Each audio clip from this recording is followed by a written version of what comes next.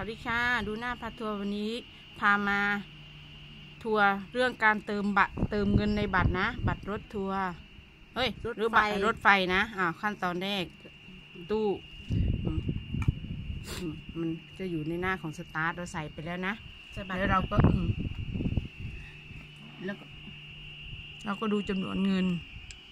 มองไม่เห็นนะแล้วเรากดอะไรนะเมื่อกี้เนี่ยเช็คออฟเรากดเช็คออฟแล้วก็พูดแล้วเราเติมเท่าไหร่คะเดี๋ยวก่อนเนี่ยมันจะมีจำนวนยอดเงินที่เหลือให้เราเป็นทั้งเดนแล้วก็เป็นของ US ด้วยเงินที่เหลือแต่วันนี้มันจะมีเงินทั้ง100 200 500 800 1,000 1,500 โคนแล้วเราก็กดเลือกแต่วันนี้เราจะ200เอา200 โคนแล้วกันแล้วเราก็กดกู๊ดเคนคือยอมรับกู๊ดเคนก็คือยอมรับแล้วเราก็ใส่บัตรไปเติมจริงเปล่าเติมไหมนะเอ้าไฟอะไรวะไฟอะไรของมันออกมาแล้วบัตรนี้มันสามารถที่จะบอกได้ด้วยนะว่าเราเดินทางเราต้องบอกเรียกอะไรบอกเดินทางด้วยนะว่าเราเคยเดินทางมาจากไหนไปไหนมา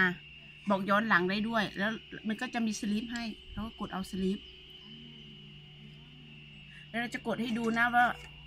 มันจะมีแบบอื่นๆอีกเยอะเลยบัตรเดินทางของเดนมาร์กมันจะมี3อย่างคือตู้สีแดงเพื่อจะซื้อสลิปคือซื้อบัตรเราจะบอกโซนว่าเราจะไปกี่โซนแล้วก็บัตรนี้เราจะใช้ไปทางไหนก็ได้ใช้กับรถไฟรถเมล์แล้วก็มี2อย่างแล้วก็บัตรนี้มันจะบอกด้วยนะว่าเราเคยเดินทางไปไหนมาไหนมั่งจะบอกจำนวนราคา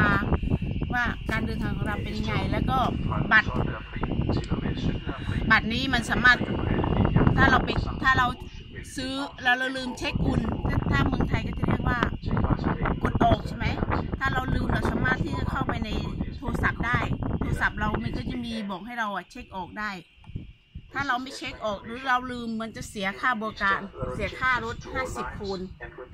ก็ตกบ้านเราก็200-300แล้วก็เสียดายแต่ถ้าที่นี่ถ้าลืมกดบัตรแล้วจะมีเจ้าหน้าที่มาตรวจถ้าเราไม่กดบัตรแล้วไม่มีบัตรเดินทางบัตรรถเราจะเสีย700 คูณบ้านเรา 3,000 ถึง 4,000 บาทใช่ไหมแล้วก็